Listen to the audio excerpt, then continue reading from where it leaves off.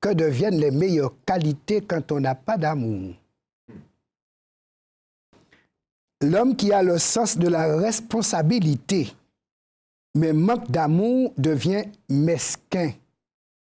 Quelqu'un de médiocre, attaché à ce qui est petit. L'homme qui a le sens du devoir, mais manque d'amour, devient dur. L'homme qui a le sens de la vérité, mais manque d'amour, devient critiqueur.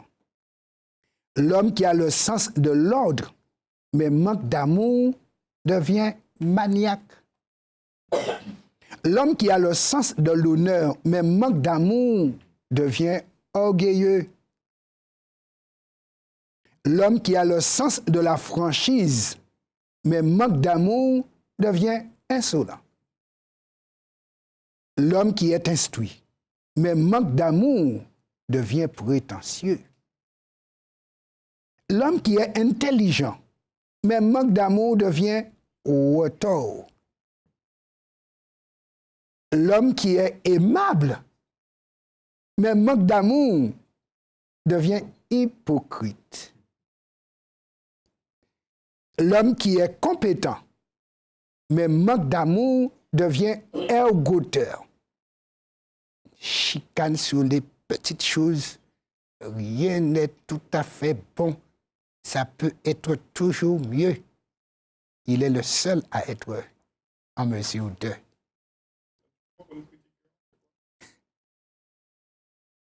Un critiqueur, voilà.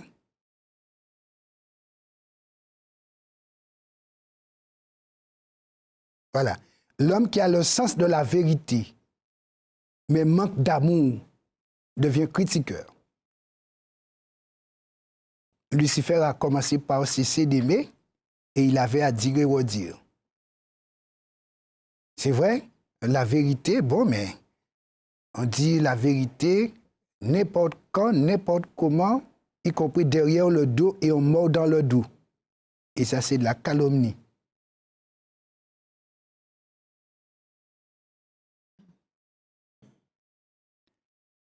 L'homme qui est puissant, mais manque d'amour, devient violent. L'homme qui a la foi, mais manque d'amour, devient fanatique. Donc animé d'un zèle aveugle. Et nous en avons quelques idées ici, de par les bruits qui nous parviennent du côté de l'Orient, au Proche-Orient. L'homme qui a des biens, mais manque d'amour, devient avare.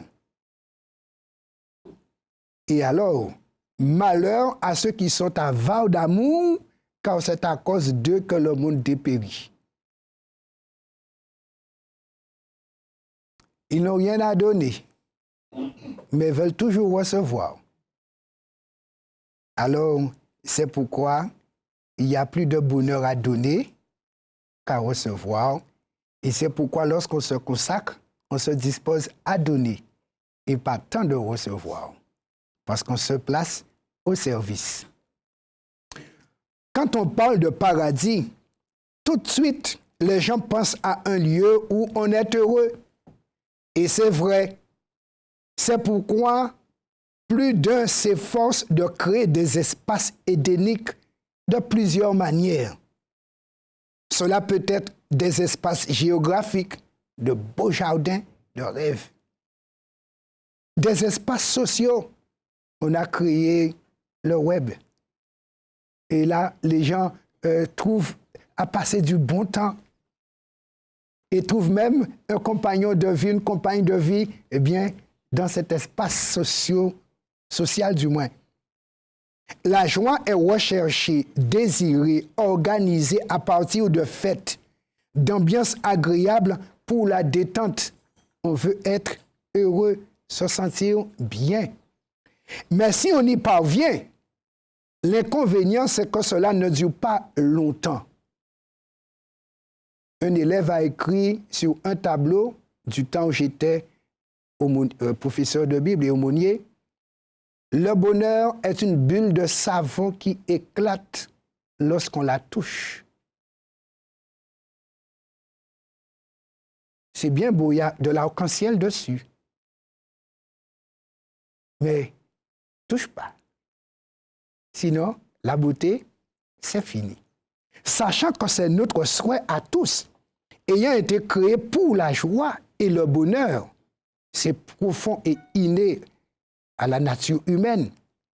Dieu se propose de nous faire retrouver la vraie joie, celle qui est durable en dépit de tout. Alors, comment s'y prendra-t-il pour nous faire retrouver la joie? Alors, voici ce qu'il va faire. Puisqu'il est la source de la joie dans l'univers et que nous sommes en état de perdition ayant perdu la joie de vivre, il va nous proposer le salut qui est en fait l'ouverture à nouveau vers la joie. Et pour cela, il va se donner lui-même pour pouvoir nous tendre la main, nous saisir et nous attirer à son espace de joie. Dans 2 Corinthiens 5, versets 18 et 19, l'apôtre Paul dit: « Et tout cela vient de Dieu, qui nous a réconciliés avec lui-même par Christ et qui nous a donné le ministère de la réconciliation. » Parce que nous savons, lorsqu'il y a inimitié, lorsqu'il y a conflit, il n'y a pas la joie dans un conflit. Quelqu'un a dit que lorsqu'on est fâché, il y a 80 muscles du visage qui travaillent. Et lorsque l'on sourit, il y a seulement 40 muscles qui travaillent. Pourquoi ne pas sourire et se fatiguer? Ainsi donc, Dieu veut créer la détente et pour qu'on soit dans la joie, il propose la réconciliation. Et non seulement il propose, il fait 99 pas en laissant le ciel pour venir là où on se trouve, là où il y a le lieu de conflit, l'espace conflictuel, la planète Terre. Il descend.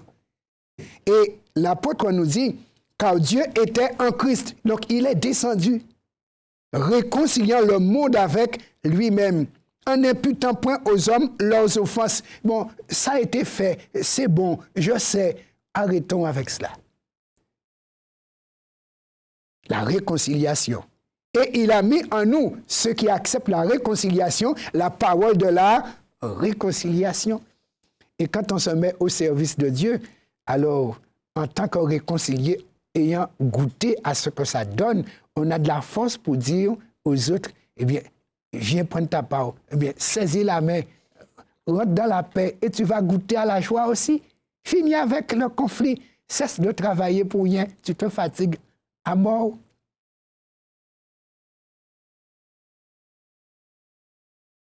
Maintenant, pour que la réconciliation soit possible, nous savons que dans un conflit, il y a deux parties. Et ce que j'ai rencontré à maintes reprises au sein des couples, lorsqu'il y a conflit, parfois il y a un qui veut arranger la chose, mais quand l'autre ne veut pas, c'est fin de non-recevoir. Et parfois, c'est constat de décès de couple. Et de même avec Dieu, Dieu, il nous tend la main de la réconciliation après avoir fait 99 pas vers nous. On ne pourrait pas monter au ciel. Lui, c'est plus facile de descendre. Il est descendu. Et là, à un pas de nous, il n'y a qu'un geste à faire. Oui, saisir la main qu'il nous tend. Même là, on regarde sa main. Et parfois, on crucifie la main. Qu'est-ce qu'elle est venue chercher là, cette main?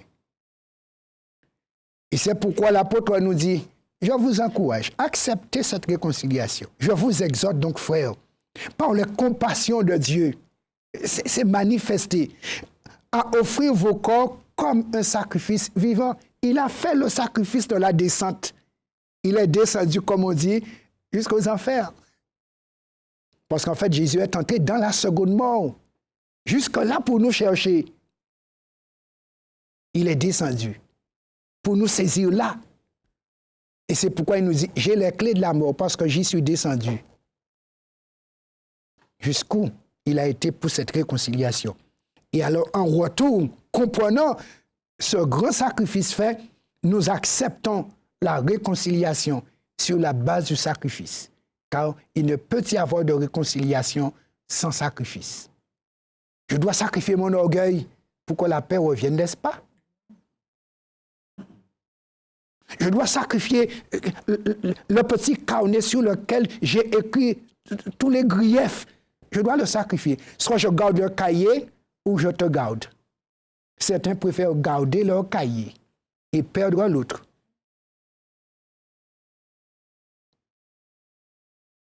Mais Dieu, il a effacé l'acte qui nous condamnait. Il a accepté de renoncer à son cahier. Et je ne sais pas quelle était la grosseur de son cahier, mais il a dit, bon, écoute, mon cahier, j'ai pris du temps pour l'écrire, mais tu as plus d'importance que mon cahier. Retrouvons-nous. Et il a dit, lorsque nous comprenons cela, que nous l'acceptons, alors nous allons pouvoir nous offrir un sacrifice vivant, et ce sera un sacrifice qui sera saint, donc à la hauteur de Dieu. Ce sera agréable à Dieu. Et quand c'est agréable, automatiquement, il y a quelque chose qui sort de ce qui est agréable, c'est la joie. Et alors, Paul nous dit, ce sera de notre part un culte raisonnable. Et demain, nous allons voir cet aspect de raisonnable. En conséquence, dans Romains 5, versets 1 et 2, lorsque nous acceptons cette réconciliation, il nous dit, étant donc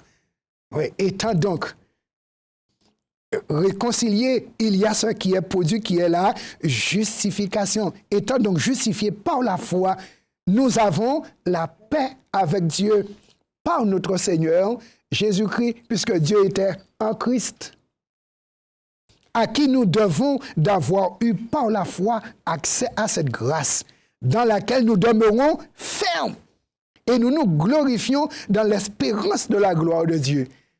Là, c'est de la joie en perspective. Donc déjà, maintenant, on goûte à la chose, on voit déjà ce que cela sera et on sourit déjà. La détente est là. Alors,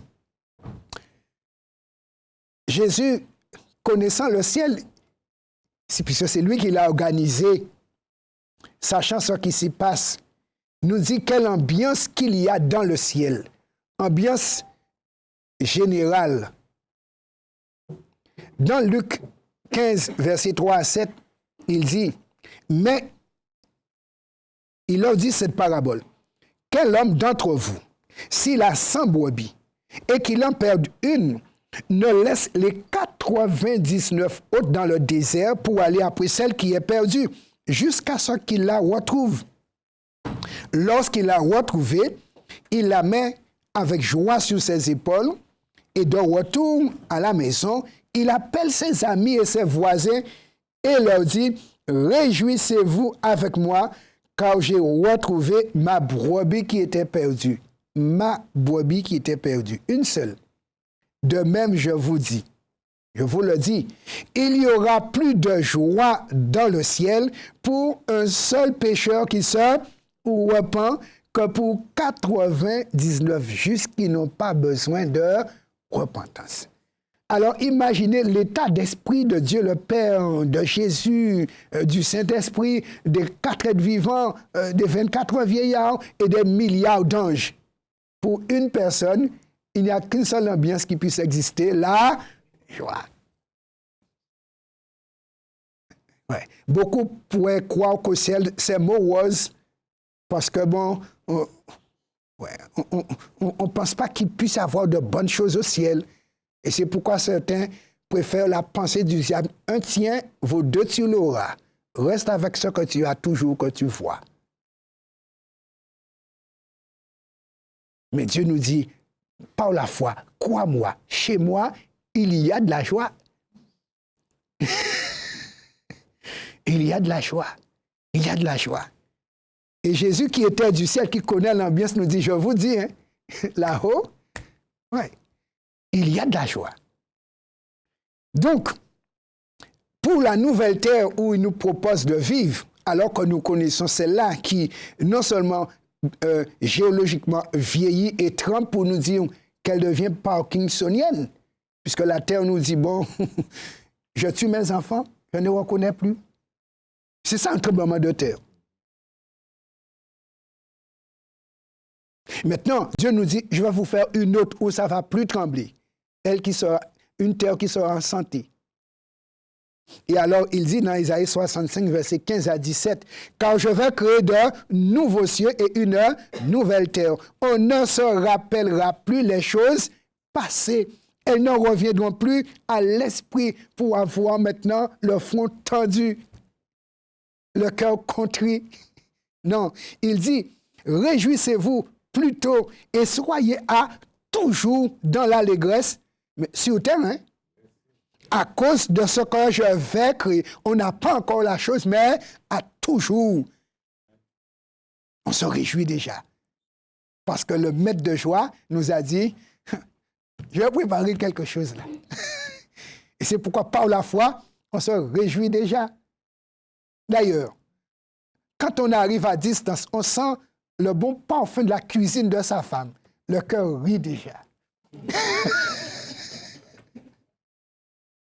On n'a encore pas vu le fait tout. On ne sait pas ce qu'il y a dedans. Mais ce qui vient nous accueillir nous dit, on t'attend. Et on fait vite, mon cher, de dire, bon, celui-là. Ainsi donc, on voit Dieu, il nous allège par l'ambiance du ciel. Et il nous dit, lui qui connaît, je sais ce que je vais faire. De nouveaux cieux, nouvelle terre. Et il nous dit, car je vais créer Jérusalem pour l'allégresse et son peuple pour la joie. Chaque fois que tu vas voir la ville, ton visage va se détendre. Quand tu vas voir ce qui est là, il n'y aura que rire et sourire. Et quand Dieu parle d'allégresse, ce qui veut dire au-delà même de la joie. Au-delà de la joie. Et il nous dit que ce sera à toujours. Mais déjà, dans cette pré-ambiance, comme on est déjà avec Jésus et en Jésus, la chose, on la goûte par anticipation. Je ferai de Jérusalem mon allégresse. Et nous, lui aussi, hein, c'est pas pour nous, mais il est dedans.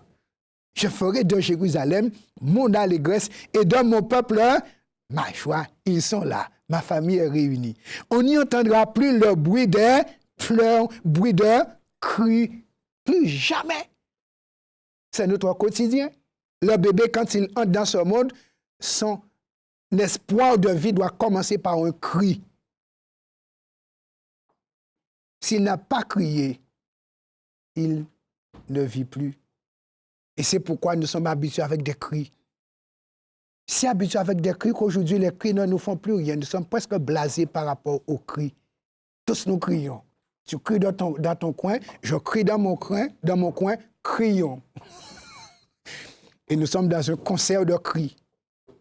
Le diable maintenant orchestre ses cris. Maître d'orchestre. Nous crions. Et Dieu nous dit, vous allez changer de maître d'orchestre. Ouais. Vous n'allez plus jouer sur des instruments de tristesse et des sons tristes. D'ailleurs, il va nous remettre un instrument de joie, n'est-ce pas? Une harpe. C'est pour nous dire, la musique, ouais, il n'y a pas de chant avec des tons mineurs. Oui, mais des majeurs. Parce que là, ce sera du bon. Pas de son triste. Maintenant, pourquoi, dès à présent, nous nous réjouissons? Alors, j'ai beaucoup apprécié ce passage et quand je l'ai compris, j'ai dit, waouh, le Seigneur, il est fort. Écoutons. Zacharie 3, versets 1 à 4. Il me fit voir Josué, le souverain sacrificateur debout devant l'ange de l'Éternel et Satan qui se tenait à sa droite pour l'accuser. Peut-on être joyeux dans une telle ambiance? Tu sais qui est à ta droite en position de force et d'autorité. Et tu sais quelle est son intention. L'Éternel dit à Satan, parce que toi, tu ne peux rien lui dire, puisqu'il est le maître d'orchestre. Donc, il est à sa droite. à sa place. Dieu va le faire changer de place. Et heureusement pour nous. L'Éternel dit à Satan, quand l'Éternel te réprime, Satan, quand l'Éternel te réprime, lui qui a choisi Jérusalem, puisqu'on a vu, il a choisi pour la joie, hein? Il nous dit, n'est-ce pas là un tison arraché du feu? Quand Satan est maître d'orchestre, tu cries en naissant et tu vas crier à la fin. D'alpha en oméga, tu cries. Et Dieu dit, je vais casser. Je vais casser cela. Et il nous dit, j'ai choisi Jérusalem et je l'arrache de ta souffrance. Souffrance morale, souffrance physique, souffrance spirituelle et mort éternelle. Je l'arrache.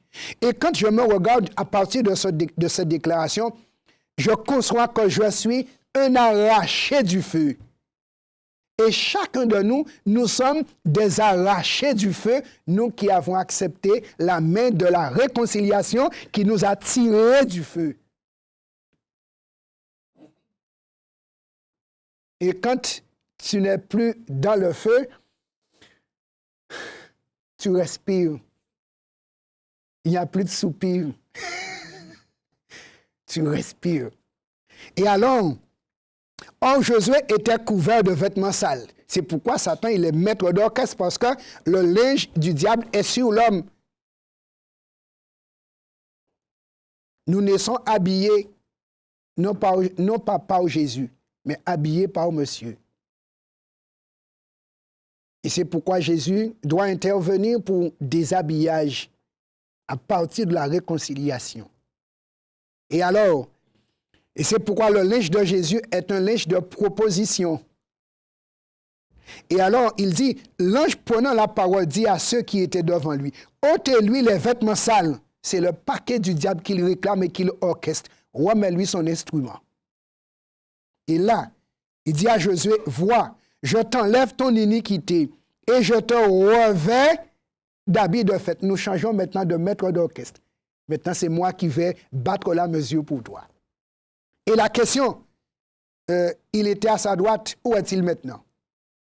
On lui a remis son paquet, on lui a remis son instrument de jus ou de musique. Il n'est plus là. Et on comprend pourquoi l'apôtre Paul dit ceci. Étant arraché du feu, j'apprécie ce texte. Et malheureusement, il ne nous arrive pas de vivre cela en le goûtant. Dans Éphésiens, chapitre 2, versets 4 à 6, l'apôtre dit, « Mais Dieu qui est riche en miséricorde, à cause du grand amour dont il nous a aimés, nous qui étions morts par nos offenses, des morts vivants, morts pour Dieu, vivants pour le diable, mais avec une perspective de feu à la clé. Il a dit, nous qui étions morts par nos offenses, nous a rendus à la vie avec Christ. C'est par grâce que vous êtes sauvés. Nous disons souvent cette première partie, mais nous oublions la deuxième partie qui est la partie la plus belle. Il nous a ressuscités ensemble et nous a fait asseoir ensemble dans les lieux célestes en Christ. Amen. Nous ne voyons pas ce deuxième morceau. Déjà assis au ciel. Puisque je suis en Christ. En Christ, il est déjà assis au bon endroit. Et de même qu'en Adam, j'ai été planté dans le diable. C'est pourquoi on voit son vêtement est sur moi et il vient réclamer sa propriété. Ce n'est pas moi qu'il demande. Hein. Il demande son vêtement, mais il accuse celui qui est dans son vêtement. Qu'est-ce qu'il fait là?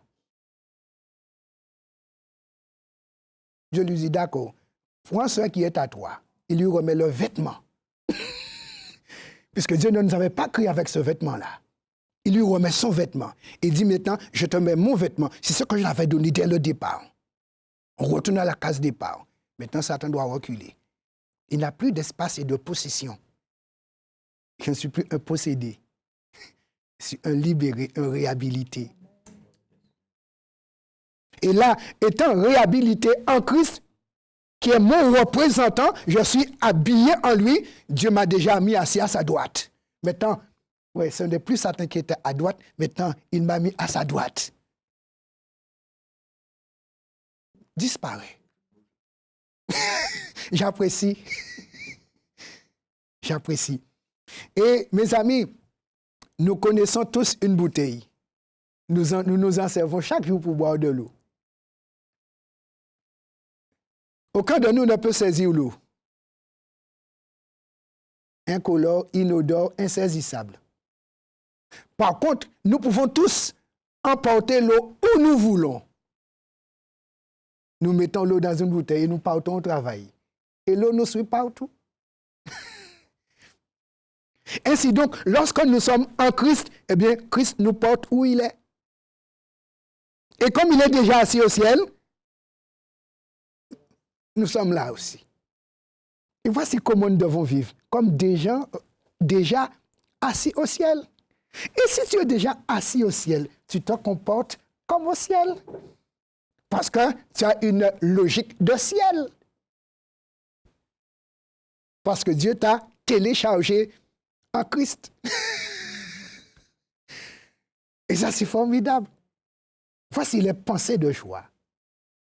Et alors, nous comprenons que déjà assis au ciel, on ne peut penser qu'à une seule chose, au V de la victoire qui maintient la vie et contient la vie.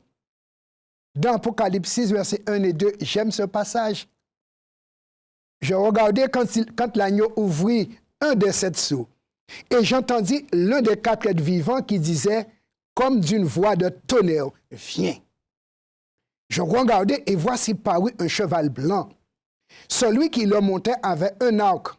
Une couronne lui fut donnée et il partit en vainqueur et pour... Mais ce n'est que Jésus. Et en réfléchissant sur cette image que Dieu nous a donnée, je me suis dit, attention, tout cheval peut désarçonner son cavalier, malgré l'intention du cavalier. Et c'est là le risque pour moi aujourd'hui. Je dois me laisser en tant que cheval, représentant l'Église, permettre à Jésus le cavalier de me chevaucher. Car un cheval sans cavalier mange de l'herbe.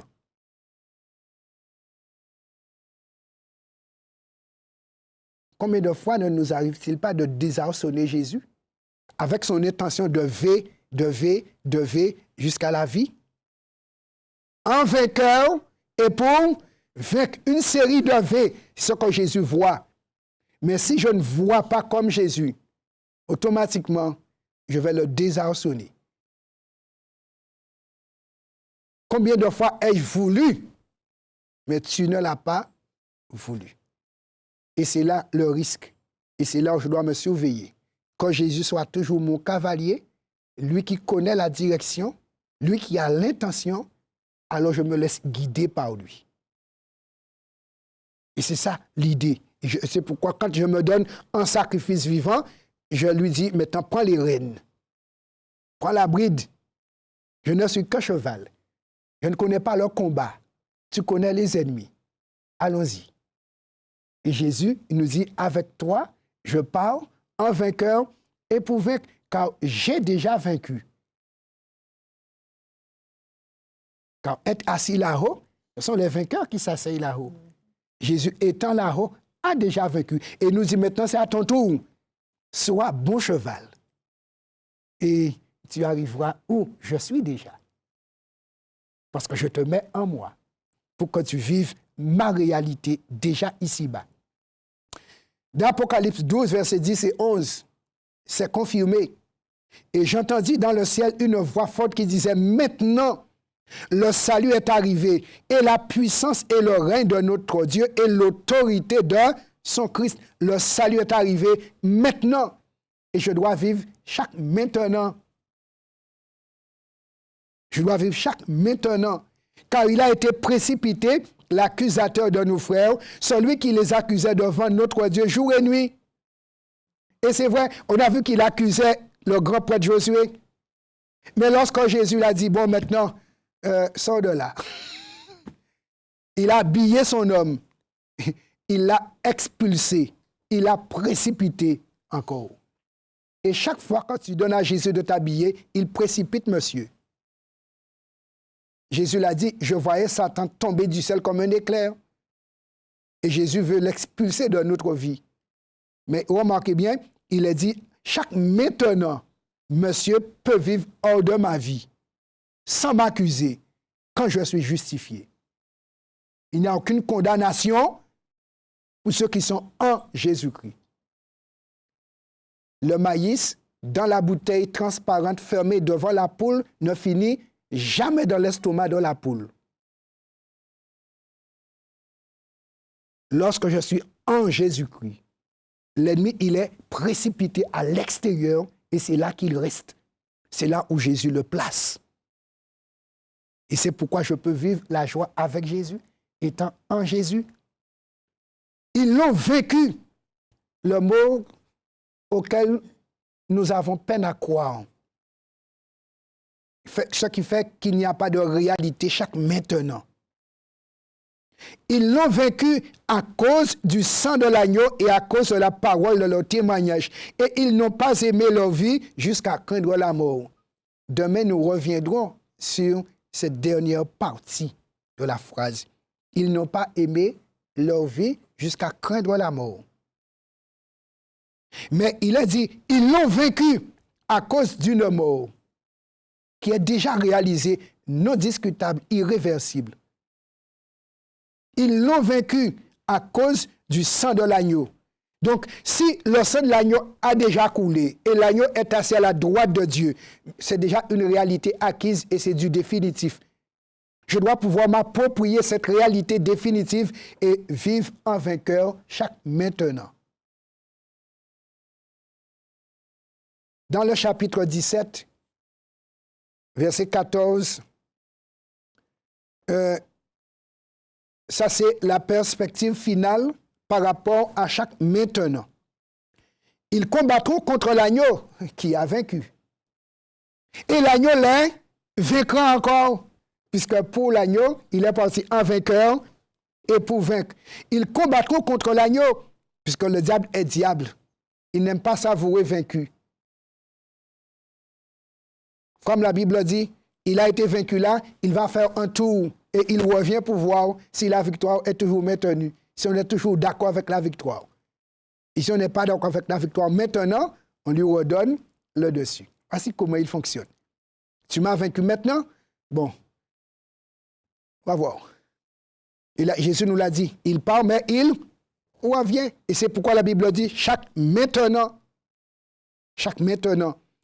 Et alors, autant de fois qu'il revient, on doit lui dire, oui, mais le sang. Voilà. Mon vêtement, puisque mon vêtement est l'expression du sang qui me recouvre. Et chaque fois, je lui rappelle le sang. On ne peut pas discuter du sang. La facture est dans la main de Jésus. C'est bien payé. Ils combattront contre l'agneau. Et l'agneau les vaincra parce qu'il est le Seigneur des seigneurs et le roi des rois. Et les appelés, les élus et les fidèles qui sont avec lui, les vaincront aussi. Toute une confédération. Mais la Bible nous dit, il n'y a que du V pour les serviteurs de Dieu. Et ceux qui le servent fidèlement. C'est pourquoi il y a de la joie à servir quand tu sais qui tu es et comment ça va finir. Jean 15, verset 11. Je vous ai dit ces choses afin que ma joie soit en vous et que votre joie soit pas temporaire, mais permanente. C'est ça la joie parfaite. Et on voit Jésus face à la croix. Il dit, ma joie est parfaite. Donc, qu'importe notre avenir et perspective, notre joie est parfaite et doit être parfaite parce qu'on est dans le sang de Christ qui nous recouvre parfaitement.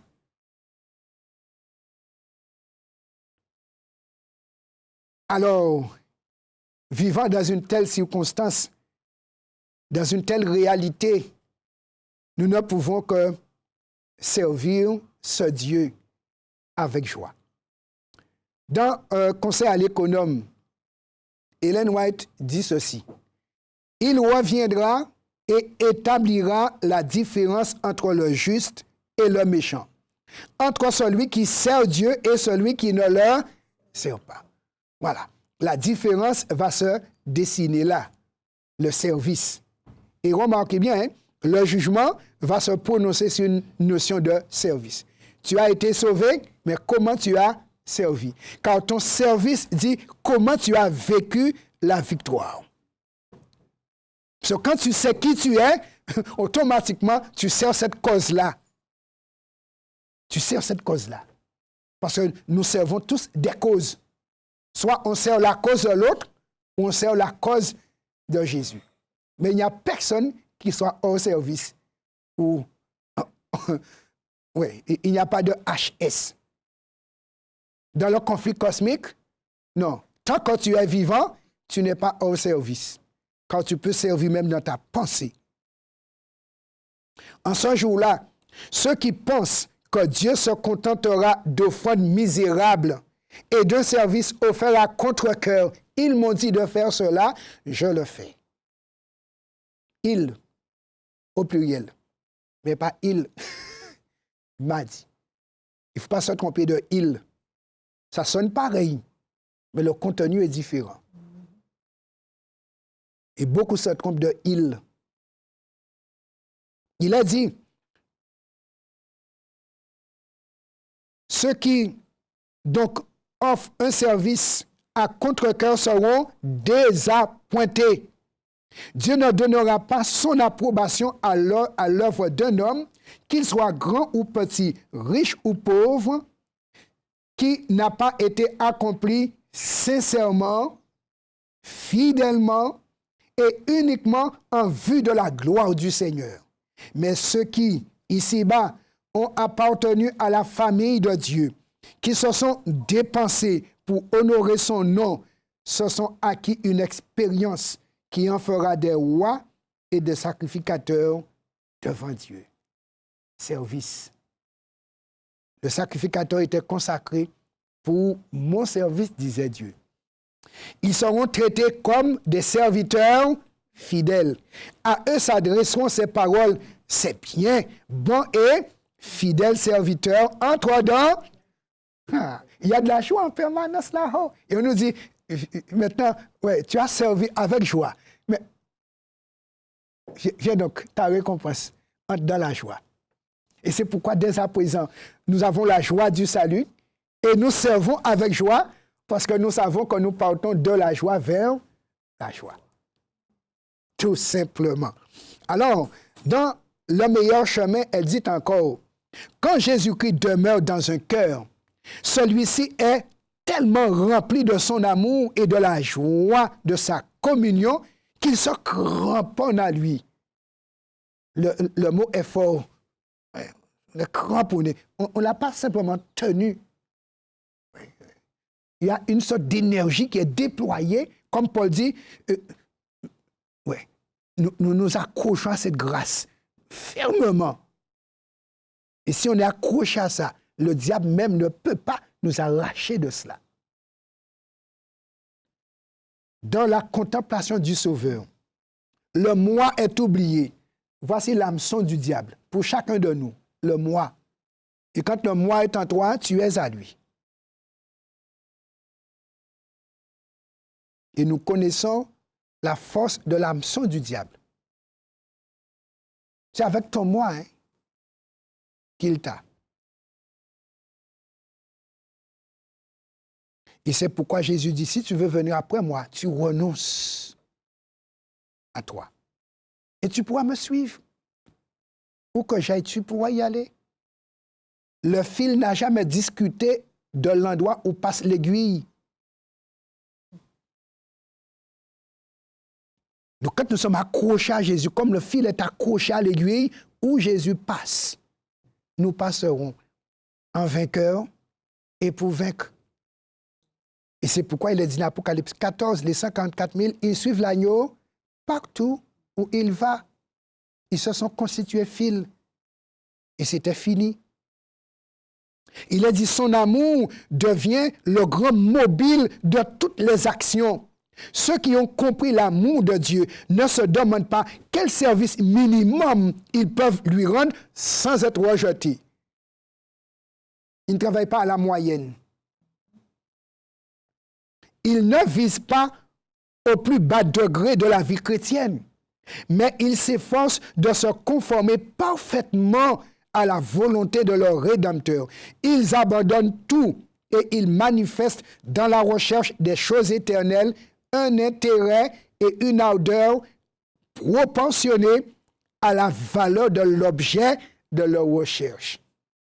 Un christianisme dépourvu de cet amour profond n'est qu'un verbiage creux, un vain formalisme, une corvée. Et on a vu en préambule toutes les qualités qu'on pourrait avoir s'il n'y a pas d'amour. Ça ne sert à rien et ça nuit et soi et l'autre ou les autres. Et même Dieu, ça devient une corvée s'il n'y a pas d'amour. Dans le foyer chrétien, elle dit encore, un cœur partagé, l'amour du monde, l'égoïsme et les amusements frivoles, ce que le diable nous propose à profusion. Il organise ses amusements. Il a dit, voilà ce qui caractérise le serviteur timide et lâche. Il suit le Christ, mais de loin, je suis quand même, mais à bonne distance. Quand Satan nous convainc, tu peux suivre, mais pas trop près. C'est comme Pharaon qui disait, allez, mais restez dans le pays même. Et servez votre Dieu, mais dans le pays. Mais c'est son pays. Oui, tu sers Dieu, mais dans son pays. Donc, Ellen White nous dit ici, il suit le Christ, mais de très loin, un service volontaire et sincère pour Jésus aboutit à un christianisme rayonnant. Ceux qui vivent en communion étroite avec le Christ ne sont pas moroses, car en lui réside une lumière, une paix et une joie constante. On ne crée pas la joie pour un chrétien. Il est joyeux parce qu'il est chrétien. Avoir une plus grande mesure de l'esprit du Christ et moins de l'esprit du monde, vivre davantage notre christianisme et moins selon notre égoïsme, voilà ce dont nous avons besoin. De isme. Soit c'est égoïsme ou christianisme. Dans l'égoïsme, c'est le moi. Dans le christianisme, c'est le renoncement. Dans quelque branche de l'œuvre qu'il travaille pour le Seigneur, ne l'oublions jamais, les ouvriers doivent joindre à leurs efforts la bonté, la bienveillance et l'amour du Christ parce qu'ils travaillent chez Dieu, ils travaillent pour Dieu avec des hommes. Comme on l'a vu hier, nous sommes des collaborateurs, mais nous travaillons pour Dieu, pour sa gloire, en vue d'être sacrificateurs là-haut. Dieu veut employer à son service des porte-lumière qui rempliront le monde de la lumière, de la paix et de la joie du Christ. Car Jésus a dit, ma joie sera en vous et ma joie sera parfaite. Il fera appel à des hommes humbles qui auront conscience de leur faiblesse et qui ne s'imagineront pas que la poursuite de son œuvre dépend uniquement d'eux. Non, c'est pourquoi nous sommes collaborateurs dans cette œuvre. Personne n'est autosuffisant. Ces hommes se souviendront de ce que le service de Dieu exige d'eux. Une élocution et une ligne d'action correcte. Ils montreront que le Christ habite dans leur cœur et purifie tout leur être. En conclusion, vivant ainsi en Christ, avec Christ, pour Christ, il est dit dans Isaïe 35, verset 10, le moment venu, ce moment que nous attendons, et c'est pourquoi nous sommes adventistes. Nous attendons, mais attendons au service. Dans un service joyeux. Il est dit, les rachetés de l'Éternel retourneront. Ils iront à Sion avec chant de triomphe et une joie éternelle couronnera leur tête. L'allégresse et la joie s'approcheront, la douleur et les gémissements s'enfuiront. Le cri qu'on a poussé en sortant du sein maternel, nous allons pousser un autre cri en entrant dans l'éternité.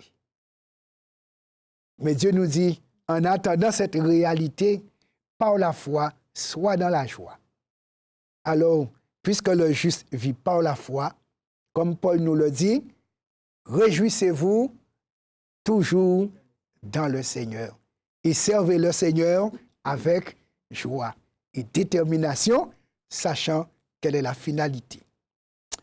Vivons, œuvrons dans la joie.